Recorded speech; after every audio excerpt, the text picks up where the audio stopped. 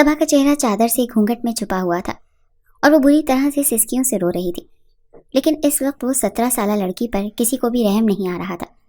وہ پوری کی پوری کپ کپا رہی تھی جب مولانا صاحب نے اس سے تیسری بار پوچھا، صبا بنت فیاض احمد، کیا آپ ساجد حسین شاہ سکہ راج الوقت حق مہر 5000 میں نکاح قبول ہے؟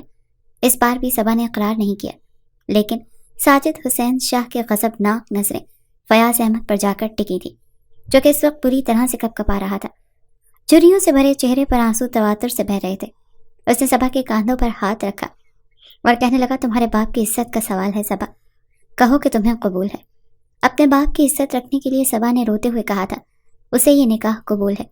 جیسے ہی جاب وہ قبول ہوا، ساجد حسین شاہ بڑے غصے سے کھڑا ہوا تھا اور اس نے صبا کی نازک کلائی پکڑی اور اسے کھڑا کیا، اس سے پہلے کہ وہ بے دردی سے اسے اپنے ساتھ لے کر جاتا۔ فیاض احمد اس کے سامنے آ گیا اور کہنے لگا، دیکھو میری یہ بچی بے قصور ہے، اس کے ساتھ کوئی زیادتی مت کرنا۔ ساجد حسین شاہ کہنے لگا، میرے لیے تمہاری بیٹی صرف بدلے کا سامان ہے، اسی لیے تم مجھ سے رحم کی امید مت رکھنا۔ پوری برادری میں جو ذلت مجھے اٹھانی پڑی ہے، اس کا خمیازہ یہی بھگتے گی، اور پنچایت کے فیصلے کو مد نظر رکھتے ہوئے تم پوچھ گچھ کا حق نہیں رکھتے۔ تم مجھ سے اپنی بیٹی کے معاملے میں کوئی سوال نہیں کرو گے۔ سمجھو کہ آج کے بعد تمہاری بیٹی تمہارے لیے مر گئی۔ یہ نہ سمجھنا کہ اس کی رخصتی ہو رہی ہے، یہ سمجھو کہ اس کا جنازہ اٹھ رہا ہے۔ بڑے غضبناک لہجے میں یہ کہتا ہوا وہ صبا کی کلائی کو پکڑے فیاض احمد کے گھر سے باہر نکلا تھا۔ اپنی جیپ کا دروازہ کھولا اور صبا کو دھکیلنے کے انداز میں گاڑی میں بٹھایا اور دوسری جانب سے خود بیٹھ گیا۔ جیپ کی پچھلی نشستوں پر اس کے گارڈ بندوقیں تانے چوکنے کھڑے تھے۔ کچھ ہی دیر میں گاڑی سٹارٹ ہوئی اور دھواں اڑاتی ہوئی بڑی تیز اسپیڈ میں حویلی کی جانب بڑھ رہی تھی۔ کیا کچھ نہیں سوچا تھا ساجد حسین نے؟ اپنا حجلہ عروسی اس نے گلاب کے پھولوں سے سجا رکھا تھا، کیونکہ من چاہی لڑکی کو وہ اپنی بیوی بنا کر لانا چاہتا تھا۔ آج کی رات اس نے بے صبری سے انتظار کیا تھا، لیکن یہ نہیں پتا تھا کہ اہم نکاح کے موقع پر اس کے ساتھ ایسا بھی ہو سکتا ہے۔ کوئی لڑکی اس کے ساتھ اس طرح کا مذاق بھی کر سکتی ہے۔ ساجد حسین کے ساتھ اس کے سامنے کوئی مائی کا لال آنکھوں میں آنکھیں ڈال کر بات نہیں کر سکتا تھا۔ پورا گاؤں ساجد حسین کے غصے کے سامنے کانپنے لگتا تھا۔ اس کی ایک دھاڑدار آواز پر گاؤں والوں کے دل دہل کر رہ جاتے تھے، اور ایک معمولی سی لڑکی جسے اس نے اپنی عزت بنانے کے بارے میں سوچا تھا، وہ اس کے منہ پر ذلت کا تماچا مار کر جا چکی تھی۔ لیکن وہ کوئی معمولی انسان نہیں تھا جو ایک لڑکی کے ٹھکرائے جانے پر اپنی اہانت برداشت کرتا اور خالی ہاتھ لوٹتا۔ صبا کی سسکیاں اس وقت اسے زہر لگ رہی تھیں۔ وہ کہنے لگا، چپ ہو جاؤ لڑکی، کیا سمجھتے تھے تم لوگ کہ تمہاری بہن اگر بھاگ جائے گی تو ساجد حسین خالی ہاتھ لوٹ آئے گا، پوری برادری کے سامنے اپنی ناک کٹوائے گا؟ دیکھ لو، میں دلہن لینے تمہارے گھر آیا تھا اور دلہن لے کر ہی لوٹوں گا۔ ساجد حسین شاہ کو کوئی شکست نہیں دے سکتا، اور یہ بھی مت بھولنا کہ تمہاری اس بہن کو میں چھوڑ دوں گا۔ اس کا ایسا عبرتناک انجام کروں گا کہ گاؤں کی کوئی بھی لڑکی دوبارہ سے بھاگنے کی ہمت نہیں کرے گی۔ بھاگنے کے نام پر تمہاری بہن کا انجام سوچ کر ہی کانپے گی۔ اس وقت صبا کی یہ حالت تھی کہ کاٹو تو لہو نہ نکلے۔ وہ ضبط کے مراحل سے گزر رہی تھی، چاہتی تھی کہ اپنی سسکیوں کو روک لے، اپنے بہتے آنسوؤں کو یہیں تھمنے پر مجبور کر دے، لیکن بے اختیار تھی۔ کچھ گھنٹے پہلے اس نے سوچا بھی نہیں تھا کہ اس پر اتنی بڑی قیامت ٹوٹ پڑے گی۔ وہ بیٹھی یہ سوچ رہی تھی کہ اس نے غلطی کہاں کی تھی۔ وہ تو صوم و صلات کی پابند تھی، پردہ کرتی تھی، کبھی کسی غیر اجنبی کو اس نے نہیں دیکھا تھا، اور یہی کوشش کرتی آئی تھی کہ کوئی اسے بھی نہ دیکھے۔ پھر اتنی بڑی زیادتی اس کے ساتھ کیسی ہو سکتی تھی، اور کیوں کر ہو رہی تھی؟ اس نے تو کبھی اللہ کی ناشکری نہیں کی تھی، کبھی کوئی گناہ نہیں کیا تھا، بد نظری بھی نہیں کی تھی۔ پھر یہ جلاد صفت انسان کیوں اس کی قسمت کا حاکم بن بیٹھا تھا؟ گاڑی جیسے ہی حویلی میں داخل ہوئی تو حویلی سجی ہوئی تھی۔ اندر ڈھول کی آواز گونج رہی تھی، کیونکہ ساجد حسین شاہ کے گھر کی خواتین بارات کے ساتھ نہیں گئی تھیں، کیونکہ ان کے گھر میں یہ رواج نہیں تھا۔ خواتین گھر میں ہی دلہن کا انتظار کرتی تھیں، وہیں خوشیاں منائی جاتی تھیں۔ صرف مرد ہی جاتے ہیں بارات لے کر اور دلہن کو رخصت کروا کر لے آتے ہیں۔ لیکن جیسے ہی جیپ بڑی تیزی سے حویلی میں داخل ہوئی، اطراف میں کھڑے ڈھول والوں نے ڈھول بجانا شروع کر دیا۔ ملازمین نے بھنگڑا ڈالنا شروع کر دیا، جبکہ ساجد حسین شاہ کی غضبناک دھاڑ پر سب کچھ بند ہوا تھا۔ موت جیسا سناٹا چھایا تھا۔ گاڑی میں بیٹھی گھونگھٹ میں لپٹی ہوئی صبا پوری کی پوری کانپ گئی تھی۔ ساجد حسین کہنے لگا، بند کرو یہ ڈھول، میری عزت کا جنازہ نکل گیا، میرے ارمانوں کا قتل ہوا ہے، کوئی خوشیاں نہیں منائی جائیں گی، یہاں پر کوئی پھول نہیں نچھاور کیے جائیں گے۔ سن رہے ہو تم لوگ؟ ملازمین تو اپنا سانس روک کے کھڑے تھے. یوں تو گھر کی خواتین کبھی بھی بیرونی جانب جھانکنے کی ہمت نہیں رکھتی تھی، لیکن اس وقت لاؤنج کا دروازہ کھلا تھا. بی جان سر پر سفید چادر اوڑے باہر آئی تھی تاکہ یہ پتہ لگا سکیں کہ آخر قصہ کیا ہوا ہے. گھر کی بڑی تھیں، بزرگ تھیں، ساجد حسین کی دادی تھیں. باہر آئیں تو ساجد حسین کو غصے سے بفرا ہوا دیکھا تو متفکر ہوئی تھی. اس سے پہلے کہ وہ اس سے کچھ پوچھتی، بنگلے میں دوسری گاڑیاں بھی داخل ہونے لگی. ساجد حسین کے والد، تایا اور اس کے کزن سب گاڑیوں سے نیچے اتر آئے تھے. بی جان کہنے لگی، اسے کس چیز کا غصہ آیا ہے؟ کیا ہوا ہے؟ کیا فیاض نے تم لوگ عزت اور احترام میں کوئی کمی چھوڑی ہے، یا اس کلموہے نے کھانا ٹھیک سے نہیں بنایا؟ ارے 20 لاکھ کی رقم بھیجوائی تھی میں نے اسے کہ باراتیوں کے استقبال میں کوئی کمی نہ ہو. جیسا پوتا تھا ویسی ہی دادی تھی، گرجتے ہوئے بولی تھی. جب حسین شاہ ان کے سامنے آ کر کھڑا ہو گیا، ایک گہری سانس لی اور کہنے لگا، اماں جان، استقبال میں کوئی کمی نہیں ہوئی، لیکن لڑکی بھاگ گئی تھی. یہ سننا تھا کہ بی جان کی رنگت اڑی تھی. کہنے لگی، ایسے کیسے بھاگ گئی؟ ارے اس نے کیا اپنی موت کو دعوت دی ہے؟ اور اگر لڑکی بھاگ گئی تو یہ کون ہے؟ جیپ میں بیٹھی صبا کی طرف بی جان نے اشارہ کر کے پوچھا. حسین شاہ کہنے لگا، آپ کو تو پتا ہے نا، ساجد حسین کا اس کی چھوٹی بہن سے نکاح کر کے لے آیا ہے. یہ سننا تھا کہ بی جان نے اپنا ہاتھ اپنے کھلے ہوئے منہ پر رکھا. کہنے لگی، یہ کیا غصب کر دیا ساجد نے؟ معصوم 17 سالہ لڑکی سے نکاح کر کے آ گیا. بہرحال خاتون ملازمہ کو بی جان نے آواز لگائی اور فوراً اس سے خدمت میں پیش ہو گئی. بی جان کہنے لگی، دلہن کو اندر لے آؤ. صبا یوں تھی جیسے بے جان مجسمہ ہو چکی ہو. اپنے آنے والے وقت کے بارے میں سوچ کر صبا کی روح تک کانپ رہی تھی کہ پتہ نہیں اس کے ساتھ کیا سلوک کریں گے. ملازمہ کے ساتھ وہ قدم اٹھاتی ہوئی حویلی کے اندر داخل ہوئی، جہاں پر گھر کے تمام مرد اور خواتین موجود تھی. اپنی چادر سے اسے لاؤنج میں لگی تیز برقی روشنی میں سب کے چہرے کچھ دھندلے سے نظر آ رہے تھے. سب خواتین حیرت کی تصویر بنی کھڑی تھی کہ اتنی بڑی جرت کوئی لڑکی کیسے کر سکتی ہے، جسے ساجد حسین نے عزت دینی چاہیے اور وہ اسے ٹھکرا کر گھر سے بھاگ جائے. گھر سے بھاگ جانے کا اس نے سوچا تو سوچا کیسے؟ اتنا بڑا قدم اٹھایا کیسے؟ وہ بھی فیاض احمد کی بیٹی نے، جو کہ گاؤں کی مسجد کا امام تھا، اور اسی کی دوسری بیٹی اس گھر کی عزت بن کر آئی تھی. کوئی بھی اسے عزت دینے کے لیے تیار نہیں تھا. لیکن بی جان نے کہا کہ بڑی بہو سے میرے کمرے میں چھوڑ کر آؤ. یہ میرے کمرے میں رہے گی جب تک کہ بی جان کے پاس ابھی مکمل بھی نہیں ہوئی تھی کہ ساجد حسین کی دھاڑ دار آواز پوری حویلی میں گونجی تھی. وہ کہنے لگا، نہیں بی جان، یہ آج رات میرے کمرے میں جائے گی اور اس معاملے میں کسی کی بات نہیں سنوں گا. بی جان کا بھی لہجہ بلند ہوا تھا. وہ کہنے لگی، ساجد حسین، تم بھول رہے ہو کہ تم کس کے سامنے کھڑے ہو اور کس کی بات کا اختلاف کر رہے ہو. آج تک تمہارے باپ اور چچا کی ہمت نہیں ہوئی کہ میرے سامنے نظریں اٹھائیں، اور تم مجھ سے اونچے لہجے میں بات کر رہے ہو، میری بات سے انکار کر رہے ہو. کیا تمہاری نظر میں میری اور میری بات کی کوئی اہمیت نہیں ہے؟ ساجد کہنے لگا، میں اس وقت بہت غصے میں ہوں بی جان، میں غصے سے پاگل ہو رہا ہوں، اس لیے میرے اور اس لڑکی کے بیچ میں مت آئیں. جو بھی آج میرے اور اس لڑکی کے بیچ میں آیا، میں اس کا لحاظ ہرگز بھی نہیں کروں گا. حسین شاہ اپنی والدہ کے پاس آیا. وہ بھی غصے میں بفری ہوئی تھی. اس نے ماں کا ہاتھ پکڑا اور ان کے کمرے میں لے گیا. کہنے لگا، اماں جان، آپ اس وقت شیر کے منہ میں ہاتھ دینے کے بارے میں نہ سوچیں. اسے ہوش نہیں ہے، بہت ذلت برداشت کی ہے اس نے، پوری برادری کے سامنے دھوکا ہوا ہے ہمارے ساتھ. اس لڑکی کے ساتھ جو وہ کرے وہ کم ہے. اس وقت آپ کچھ نہ کہیں تو بہتر ہوگا. باقی میرا آپ سے وعدہ ہے کہ ساجد آپ سے اپنے رویے کی معافی ضرور مانگے گا. بی جان کہنے لگی، اس لڑکی کا کوئی قصور نہیں ہے، قصور اس کی بہن کا ہے اور اسے ہم پوری سزا دیں گے. وہ کہنے لگا، جب وہ ملے گی تو اسے عبرتناک انجام دینا پڑے گا، ورنہ ہر لڑکی ہمارے سامنے سر اٹھائے گی اور یہی حرکت کرے گی. لیکن بخشی یہ لڑکی بھی نہیں جائے گی، کیونکہ اگر ایک بہن بھاگے گی تو دوسری بہن کا ہاتھ بھی اس میں ضرور ہوتا ہے. وہ لڑکی اکیلی اتنی بڑی جرت نہیں کر سکتی تھی. حسین شاہ کی بات سن کر بی جان کہنے لگی، تمہیں پتہ ہے تم کس کے بارے میں یہ بات کہہ رہے ہو؟ یہ مولوی فیاض کی بیٹی ہے، چھوٹی بیٹی، حافظ قرآن ہے، باپردہ لڑکی ہے. میں جانتی ہوں کہ یہ ایسی نہیں ہے. اس کی بڑی بیٹی ویسے بھی اپنے باپ کی ایک نہیں سنتی تھی. مجھے تو وہ شروع ہی سے پسند نہیں تھی، لیکن ساجد کی ضد کی وجہ سے میں چپ ہو گئی. حسین شاہ کہنے لگا، اماں جان، آپ آرام کریں، اپنا بی پی ہائی نہ کر لیجیے گا، باقی ہم سب ہیں نا، ہم سنبھال لیں گے. باہر لاؤنج میں کڑی گھونگھٹ نکالے صبا سسکیاں حویلی میں ساری خواتین سن رہی تھی. پھر بڑے ناگوار انداز سے بڑی بیگم نے اس کے ہاتھ کی کلائی پکڑی اور اسے ساجد حسین کے کمرے میں لے جانے لگی. ایک ایک قدم صبا پر بھاری گزر رہا تھا. پتہ نہیں وہ شخص اس کے ساتھ کیا سلوک کرتا، اس کے ساتھ کیسے پیش آتا. وہ کچھ بھی تو نہیں جانتی تھی. اس کا دل اس وقت زور زور سے دھڑک رہا تھا. خوف کے مارے اس کا رواں رواں کانپ رہا تھا. جب اسے ایک بہت بڑے کشادہ سے کمرے میں لے جایا گیا، گلابوں کی مسرور کن خوشبو اس کے ناک سے ٹکرائی تھی. چادر کی دوسری طرف اسے گلاب ہی گلاب نظر آ رہے تھے۔ جانتی تھی کہ آج کمرے کی سجاوٹ اس کی بہن کے لیے کی گئی تھی۔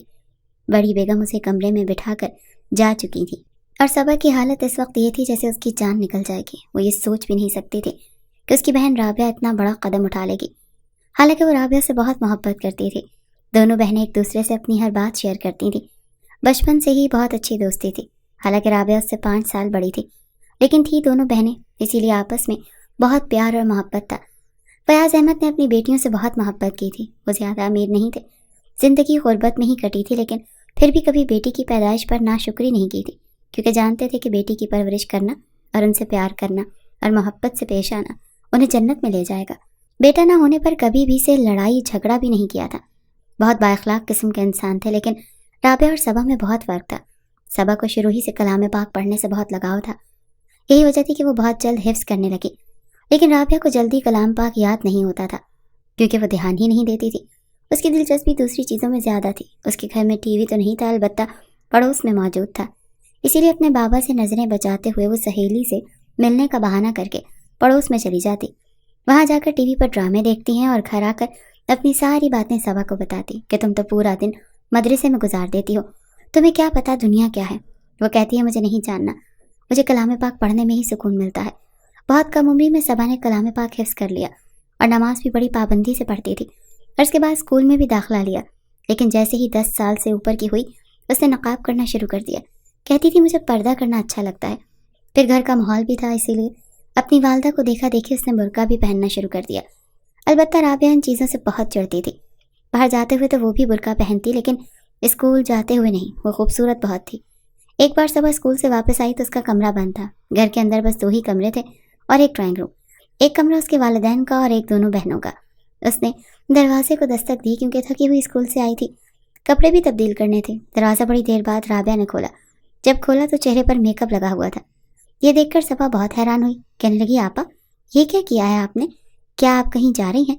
وہ کہنے لگی اگلے ہفتے میری سہیلی کی شادی ہے، اسی لیے میک اپ کی پریکٹس کر رہی تھی، لیکن تمہیں تو پتہ نہیں، چین ہی نہیں ہے، دروازے کو یوں پیٹ رہی ہو جیسے کہ پتہ نہیں کیا ہو گیا ہو۔ صبا جب کمرے کے اندر آئی تو فینسی جوڑے بیڈ پر بکھرے پڑے تھے۔ صبا کہنے لگی آپ کو ابا تو ایسے کپڑے نہیں لا کر دیتے، یہ کپڑے کہاں سے آئے؟ رابعہ کہنے لگی میری دوست کے ہی ہیں، کیونکہ میں جانتی ہوں ابا کو تو ہماری کوئی پرواہ ہی نہیں ہے۔ پتہ ہے تمہیں، یہ مجھے فوزیہ نے دیا ہے، کہہ رہی تھی میری جو شادی ہونے والی ہے اب میں یہ کپڑے نہیں پہنوں گی۔ رابعہ بڑا خوش ہو کر بتا رہی تھی، کہنے لگی اس کے ابا مہندی، شادی، ڈھولکی سب رکھ رہے ہیں۔ ارے ہمارے ابا جو کہتے ہیں کہ سادگی سے شادی کر کے اپنی بیٹیوں کو رخصت کر دوں گا، بھلا یہ بھی کوئی بات ہوئی؟ شادی تو ایسے معلوم نہیں ہوتی ہے۔ صبا کہنے کی اب یہ تو سب فضول کی رسمیں ہیں، ان پر پیسہ کیوں خرچ کریں؟ رابعہ نے اس کے سامنے ہاتھ جوڑے اور کہنے لگی تم تو بس چپ ہی رہو، ابا کی چمچی ہو تم۔ پھر کہنے لگی تم چلو گی میرے ساتھ شادی پر؟ صبا کہنے لگی میرے تو پیپر ہیں، میں نہیں جاؤں گی۔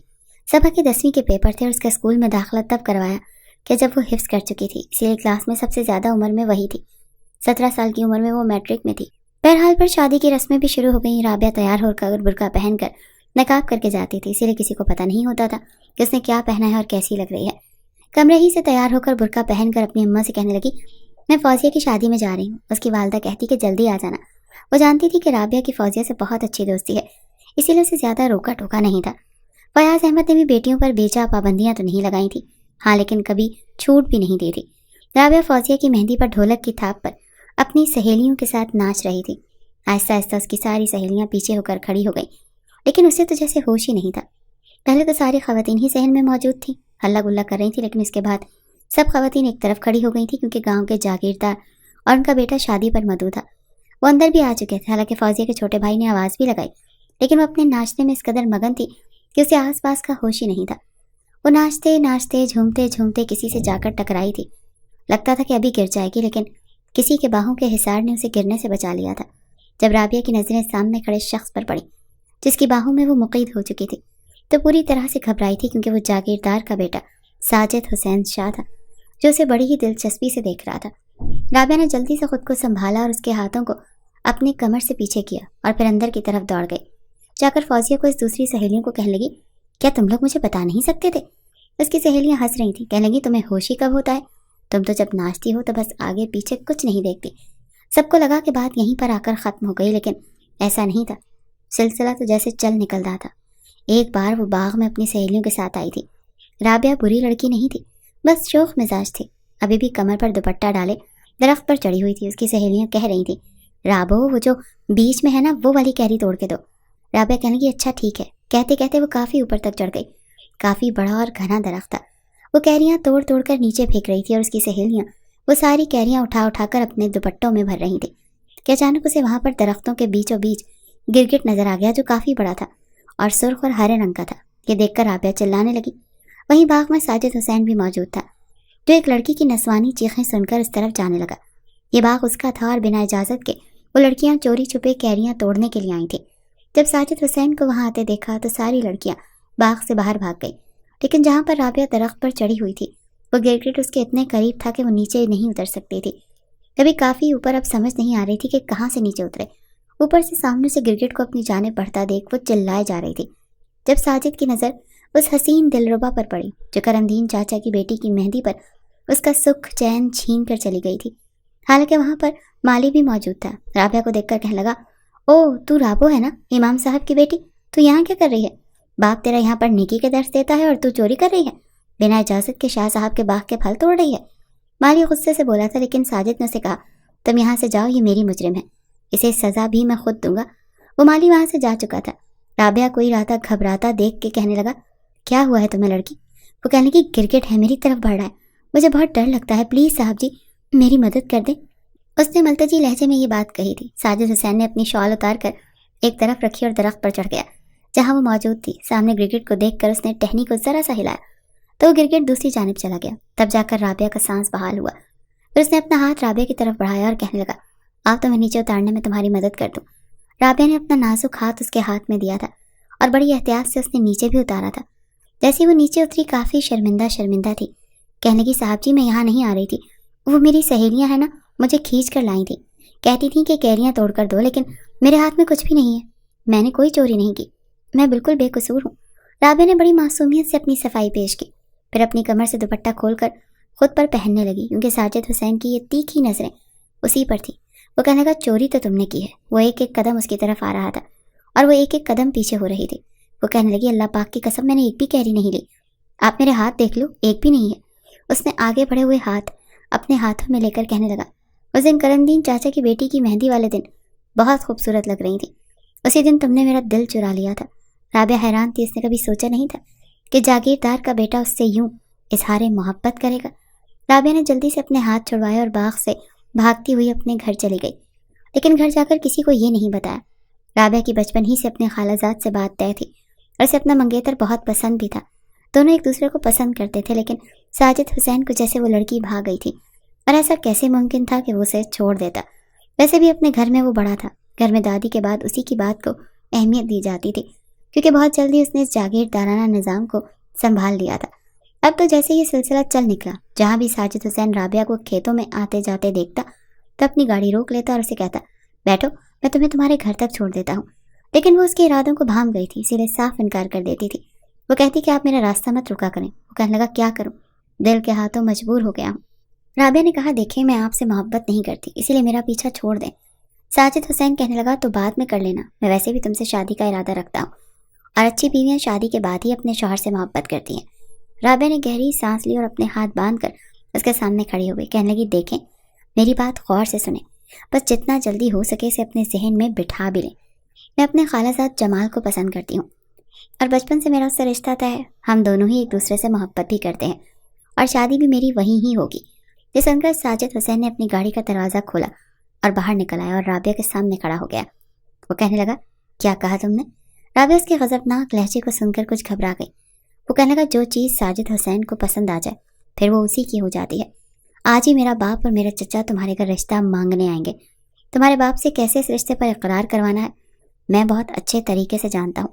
جب تم میری دلہن بن کر میرے حجلہ عروسی میں آؤ گے تو اپنے دل سے اپنے کزن کی محبت کو کھروچ کر پھینک کر آنا۔ میں برداشت نہیں کروں گا کہ میری بیوی کے دل میں کوئی اور بستا ہو۔ رابعہ کہنے لگی، یہ کیا زبردستی ہے، میں آپ سے شادی نہیں کروں گی۔ اس سے آگے کہ وہ کچھ کہتی، ساجد حسین اس کے منہ پر ہاتھ رکھ چکا تھا۔ وہ کہنے لگا، تمہارا انکار تمہارے گھر والوں کو تباہ کر کے رکھ دے گا، سوچ سمجھ کر بات کرو کہ تم بات کس کے ساتھ کر رہی ہو۔ میں گاؤں کا کوئی اور نوجوان نہیں جسے زمین پر جو چاہو کہہ دو، جاگیردار حسین شاہ کا بیٹا ہوں۔ یہ کہہ کر وہ دوبارہ گاڑی میں بیٹھ کر دھواں اڑاتا ہوا وہاں سے جا چکا تھا۔ رابعہ اب صحیح معنوں میں پریشان ہو گئی تھی۔ ساجد حسین نے صرف کہا نہیں تھا، شام کو ہی اس کے والد اور چچا فیاض احمد کے گھر پر موجود تھے۔ رابعہ کمرے میں بیٹھی انگلیاں چٹکا رہی تھی۔ وہ بے حد پریشان تھی اور صبا اسی کو دیکھ رہی تھی۔ وہ کہنے لگی، آپا کیا ہوا ہے، پریشان کیوں ہو؟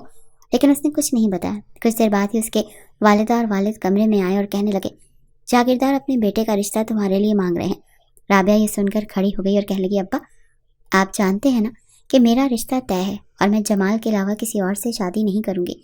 یہ سن کر فیاض احمد نے کہا، میں انکار کر چکا تھا لیکن وہ لوگ دھمکیاں دے رہے ہیں کہ زمین واپس لے لیں گے، یہ گھر واپس لے لیں گے، ہمارا جینا دو بھر کر دیں گے۔ میں نے تو کبھی تم لوگوں کو بنا پردے باہر نہیں نکالا، تو کیسے جاگیردار کے بیٹے کی تم پر نظر پڑ گئی؟ یہ بات سن کر رابعہ کی نظریں جھکی تھیں۔ بہرحال غلطی تو اس سے ہوئی تھی، گھر سے وہ نقاب والی چادر پہن کر جاتی تھی لیکن باغ میں جا کر اتار کر ایک طرف رکھ دیتی تھی، اور آج اس کی بے پردگی نے ہی اسے یہ وقت دکھایا تھا۔ اس نے ہاتھ جوڑ کر اپنے باپ کے سامنے کہا، ابا مجھے یہ شادی نہیں کرنی، لیکن فیاض احمد مجبور تھے۔ وہ کہنے لگے، میں بے گھر ہو جاؤں گا، اسی لیے تمہیں شادی یہیں کرنی پڑے گی۔ دونوں میاں بیوی آنسو ہی صاف کر رہے تھے۔ رابعہ رونے لگی، پھوٹ پھوٹ کر رونے لگی، لیکن فائدہ نہیں تھا کیونکہ جاگیردار حسین شاہ اپنے بیٹے سے اس کا رشتہ طے کر کے ہی گیا تھا۔ لیکن جیسے ہی یہ خبر سے جمال اور اس کے گھر والوں تک پہنچی، وہ فیاض احمد کے گھر آ گئے۔ کہنے لگے، بھائی صاحب بچپن سے ہی آپ نے بچوں کا رشتہ طے کیا ہوا تھا اور ایک دم سے انکار کر دیا۔ جمال اپنے والدین کے ساتھ آیا تھا، بات جمال کے والد نے شروع کی تھی۔ فیاض احمد کہنے لگے، میں بے حد مجبور ہوں، تم تو جانتے ہو نا ان جاگیرداروں کو، ان کے سامنے ہم جیسوں کی نہیں چلتی، اور میں یہ نہیں چاہتا کہ میری بچی کی بدنامی ہو جائے کیونکہ یہ لوگ اسے بدنام کر دیں گے۔ میرا انکار میری زندگی جہنم بنا کر رکھ دے گا۔ میں بہت پریشان ہوں۔ جمال کے ماں باپ تو یہ بات سمجھ گئے، لیکن جمال اپنی محبت سے دستبردار ہونا ہی نہیں چاہتا تھا، اسی لیے کب ان دونوں نے بھاگ جانے کا پلان بنایا کسی کو خبر تک نہیں ہونے دی تھی۔ شادی والے دن کی دوپہر کو اس نے اپنا کمرہ بند کر لیا۔ کہنے لگی، میں خود تیار ہو جاؤں گی، لیکن اس کمرے کی کھڑکی پچھلی جانب کھلتی تھی جہاں سے جمال اسے لینے کے لیے پہنچ گیا۔ دونوں ہی بھاگ چکے تھے۔ جب تک بارات آئی تب تک وہ لوگ شہر جانے والی بس میں بیٹھ چکے تھے، لیکن جب بارات کے آنے کے بعد رابعہ کے کمرے کا دروازہ کھولنے کی کوشش کی تو دروازہ اندر سے لاک تھا۔ دروازے پر بہت دستک دی تھی لیکن کسی نے نہیں کھولا۔ مجبوراً دروازے کو دھکا مار کر کھولا گیا تو وہ کمرے میں نہیں تھی، بس ایک خط لکھا تھا، مجھے ڈھونڈنے کی کوشش مت کیجیے گا، اور جمال کے ساتھ بہت دور جا رہی ہوں کیونکہ میرا رشتہ میرے باپ نے اسی سے طے کیا تھا۔ میں جاگیردار کے عتاب کا نشانہ نہیں بن سکتی اور یہ میرا جائز حق ہے۔ یہ خط پڑھ کر دونوں میاں بیوی سر پکڑ کر بیٹھ گئے اور رونے لگے۔ بات باہر تک جا پہنچی تھی۔ یہ خبر جب حسین شاہ اور ساجد حسین تک پہنچی تو قیامت برپا ہو گئی تھی کیونکہ برادری کے بڑے بڑے بزرگ بھی ساتھ آئے تھے، دوسرے گاؤں سے بھی کافی ذمہ دار آئے تھے، اور ان سب کے سامنے ساجد حسین کو یہ اپنی سب سے بڑی تذلیل لگی تھی۔ وہ کمرے میں آیا، رابعہ کا خط پڑھ کر پھاڑ کر پھینک دیا، پھر کہنے لگا، زندہ نہیں چھوڑوں گا اسے، یہ پاتال میں بھی ہوگی تو بھی میں اسے ڈھونڈ نکالوں گا، اور جس دن یہ مجھے مل گئی اس دن اس کا وہ حشر کروں گا کہ گاؤں کی ہر لڑکی کانپے گی، لیکن میں خالی ہاتھ بھی نہیں جاؤں گا۔ وہ یہ تو نہیں جانتا تھا کہ صبا کون ہے، کیسی ہے، کیونکہ وہ ہمیشہ پردے میں رہتی تھی، بس اسے یہ پتا تھا کہ فیاض احمد کی 2 بیٹیاں ہیں، اسی لیے اس نے پنچایت بٹھائی اور فیصلہ بھی اپنی مرضی سے کروایا کہ وہ یہاں سے خالی ہاتھ نہیں جائے گا، اور اب وہ اپنی دلہن کو رخصت کروا کر لے کر ہی جانا چاہتا تھا۔ رابعہ بھاگ گئی ہے تو پھر فیاض احمد اپنی دوسری بیٹی کا نکاح اس سے کرے گا۔ یہ سن کر تو صبا پر جیسے آسمان ٹوٹا تھا۔ وہ تو ویسے ہی بہت گھبراتی تھی، وہ بہت کم عمر تھی، ابھی تو اس نے 10ویں کے پیپر دیے تھے اور بالکل بے قصور تھی، لیکن بہن نے جو کچھ کیا تھا اسے بدلے میں جانا پڑا، اور اب کمرے میں بیٹھی پوری طرح سے خوفزدہ تھی کہ پتہ نہیں ساجد اس کے ساتھ کیا سلوک کرے گا۔ ساجد بھی بڑے جارحانہ انداز میں کمرے میں داخل ہوا تھا، کمرے کا دروازہ بھی بڑے زور سے بند کیا تھا۔ جیسے جیسے وہ قدم بڑھا رہا تھا اس کے قدموں کی آہٹ سے صبا کا دل کسی نے مٹھی میں جکڑ لیا تھا۔ وہ جیسے ہی بیڈ پر اس کے سامنے بیٹھا، صبا سمٹ سی گئی تھی۔ ساجد بڑے غضبناک لہجے سے بولا تھا، آج کی رات تمہارے ساتھ گزارنے کے بعد میں تمہیں کل صبح طلاق دے دوں گا تاکہ تمہارے گھر والوں کو معلوم ہو کہ بدنامی کسے کہتے ہیں۔ یہ کہہ کر ساجد نے بڑی بے دردی سے صبا کی چادر پیچھے ہٹائی تھی۔ بہن کی شادی تھی، اسی لیے صبا نے پنک رنگ کی میکسی پہنی تھی، حالانکہ جانتی تھی کہ بہن ناخوش ہے، لیکن یہ بھی پتا تھا کہ وہ بے پردگی کرتی تھی، باز نہیں آتی تھی، صبا کے کہنے پر نہ اپنی ماں باپ کے کہنے پر۔ صبا نے پنک رنگ کی میکسی پہنی تھی اور تیار بھی ہوئی تھی۔ رونے سے کاجل پھیل چکا تھا لیکن یہ اس کے حسن کو دوبالا بھی کر چکا تھا۔ بڑے غصے سے ساجد نے پہلی نظر اس پر ڈالی، لیکن پھر نظریں ہٹانا بھول گیا۔ وہ بہت کم عمر سی لڑکی تھی جو اس وقت ڈری سہمی اس کے سامنے بیٹھی تھی۔ خوف کے مارے صبا نے اپنی دونوں آنکھیں بند کر لی۔ خوف کے مارے اس کے ہونٹ بھی کپ کپا رہے تھے۔ بڑی محویت سے ساجد حسین صبا کو دیکھ رہا تھا، جو کہ خوبصورت ہونے کے ساتھ ساتھ معصوم بھی تھی اور کم عمر بھی۔ اس کی آنکھوں سے آنسو بہہ رہے تھے۔ ساجد نے جب اس لڑکی کو کپ کپاتے اور زرد ہوتی رنگت کے ساتھ دیکھا تو اپنے غصے پر کنٹرول کر کے وہ پیچھے ہٹ کر کہنے لگا، جاؤ جا کر اپنے کپڑے تبدیل کرو اور صوفے پر جا کر سو جاؤ۔ یہ سن کر صبا کو اپنے کانوں پر یقین نہیں آیا۔ اسے تو لگا تھا کہ آج پتہ نہیں وہ بدلے کے طور پر کیا ظلم و ستم کا شکار ہوگی، لیکن ساجد نے اسے کچھ نہیں کہا تھا۔ شاید اس کی کم عمری پر رحم آ گیا، یا اس کی معصوم شکل دیکھ کر۔ یہ تو وہ سمجھ نہیں پا رہی تھی کہ ایک دم سے اسے ہوا کیا۔ صبا جلدی سے بیڈ سے اٹھی اور الماری میں رکھے ہوئے عام لباس کو جا کر پہن لیا۔ اپنی میکسی اس نے الماری میں رکھ دی تھی۔ تب تک ساجد بیڈ پر لیٹ چکا تھا، آنکھیں بھی بند کر چکا تھا۔ صبا نے آہستگی سے تکیہ اٹھایا، صوفے پر جا کر لیٹ گئی۔ لیکن دسمبر کا مہینہ تھا، سردی بہت زیادہ تھی اور کمبل ایک ہی تھا جسے ساجد لے کر سویا ہوا تھا۔ اس میں اتنی ہمت نہیں تھی کہ اپنے لیے اسے کمبل یا کوئی کنورٹر مانگ لیتی، اسی لیے خاموشی سے صوفے پر لیٹ گئی۔ لیکن رات کو سردی کے مارے اسے نیند نہیں آ رہی تھی۔ کافی دیر جاگتی رہی۔ جب کچھ نہ بن پڑی تو اپنی میکسی الماری سے نکال کر وہی اپنے اوپر اوڑھ کر سونے کی کوشش کرنے لگی۔ کچھ ہی دیر میں وہ سو چکی تھی۔ رات کا نہ جانے کون سا پہر تھا جب ساجد کی آنکھ کھلی۔ اس نے کروٹ بدلی تو آنکھیں کھول کر دیکھا، صبا صوفے پر سو رہی تھی اور اپنے اوپر وہی میکسی لی ہوئی تھی، شاید سردی کی وجہ سے۔ یہ دیکھ کر وہ اٹھ کر بیٹھ گیا۔ پہلے تو دل میں خیال آیا کہ الماری کے تیسرے خانے میں رکھا ہوا کمبل اس پر ڈال دے، لیکن پھر رابعہ کا خیال آیا تو غصہ آنے لگا۔ یہ بھی اسی کی بہن ہے، پھر وہ اس پر کیوں رحم کھائے جس کی بہن نے ساری برادری میں اس کی ناک کٹوا دی۔ اچھا ہے سردی سے کانپتی رہے۔ وہ دوبارہ سے کمبل اوڑھ کر سو گیا۔ دوسری بار اس کی آنکھ کلام پاک کی تلاوت پر کھلی۔ اس نے آنکھیں کھول کر دیکھا تو صبا جائے نماز بچھائے آنکھیں بند کیے کلام پاک کی تلاوت کر رہی تھی۔ یہ سن کر وہ اٹھ کر بیٹھ گیا۔ صبا کی آنکھوں سے آنسو بہہ رہے تھے اور وہ سورہ رحمان پڑھ رہی تھی۔ وہ کافی خوش الہانی سے پڑھ رہی تھی۔ اس کی آواز بہت پیاری تھی۔ پہلی بار ایسا ہوا کہ سجاد، جو بڑی توجہ اور بڑی دلچسپی سے وہ سن رہا تھا، جیسے ہی صبا نے سورہ رحمان کی تلاوت ختم کی، دعا مانگی تو جائے نماز طے کر کے کھڑی ہو گئی۔ لیکن سامنے بیڈ پر ٹیک لگایا اس نے جب ساجد کو دیکھا تو نظر جھکا گئی۔ ساجد کہنے لگا، تمہاری دعائیں تمہیں اس ذلت سے نہیں بچا سکتی جو میں تمہیں دوں گا۔ رات کو تو میں نے تمہیں بخش دیا تھا، لیکن ضروری نہیں میں تمہیں روزانہ بخشتا رہوں۔ مجھے ایک بار رابعہ کے ملنے کا انتظار ہے، اسے اس کی سزا دینے کے بعد تمہیں بھی طلاق دے دوں گا۔ یہ مت سمجھنا کہ تمہیں بخش دوں گا اور میں تمہیں اپنی بیوی بنا کر رکھوں گا، عزت دوں گا۔ میں ایسا کچھ نہیں کروں گا، اسی لیے یہ وظیفے تمہارے کام نہیں آئیں گے، تمہارا گھر نہیں بچائیں گے، تم پر طلاق کا دھبا نہیں مٹائیں گے۔ وہ کہنے لگی، اگر میرے اللہ نے میری قسمت میں یہ سب لکھا ہے تو میں روک نہیں سکتی، جس طرح اس نکاح کو نہیں روک پائی، کیونکہ اللہ نے آپ کو میرے نصیب میں لکھ دیا تھا۔ میں چاہ کر بھی انکار نہیں کر سکتی تھی، اور نہ ہی آپ کر پائے۔ جو ہونا تھا ہو گیا، کیونکہ میری قسمت میں آپ کو لکھا گیا تھا۔ اگر میرے اللہ کی مرضی ہوئی تو یہ رشتہ بھی میری آخری سانس تک نبھاؤں گی، اور اگر بدنامی ہی میرے نصیب میں لکھی ہے تو میں اسے روک نہیں سکتی۔ یہ کہہ کر وہ کمرے سے باہر جا چکی تھی اور ساجد کو حیران کر چکی تھی۔ وہ اس کم عمر لڑکی سے اتنی بڑی بات کی امید نہیں رکھتا تھا۔ حویلی میں سب خواتین فجر کے بعد ہی اٹھ جاتی تھیں، اور ملازمین بھی، لیکن مرد حضرات اپنی مرضی سے اٹھنے کے مالک تھے۔ جب بی جان نے صبا کو صبح سویرے کمرے سے باہر دیکھا تو اپنے پاس بلا لیا۔ اس وقت صرف وہی اٹھی ہوئی تھی، نماز پڑھ کر کمرے سے باہر آئی تھی۔ صبا کو لاؤنج کے صوفے پر بیٹھا دیکھا تو اپنے پاس بلا لیا۔ وہ خاموشی سے بی جان کے پاس آئی اور انہیں سلام کیا۔ اس معصوم کم عمر لڑکی پر انہیں بہت پیار آ رہا تھا۔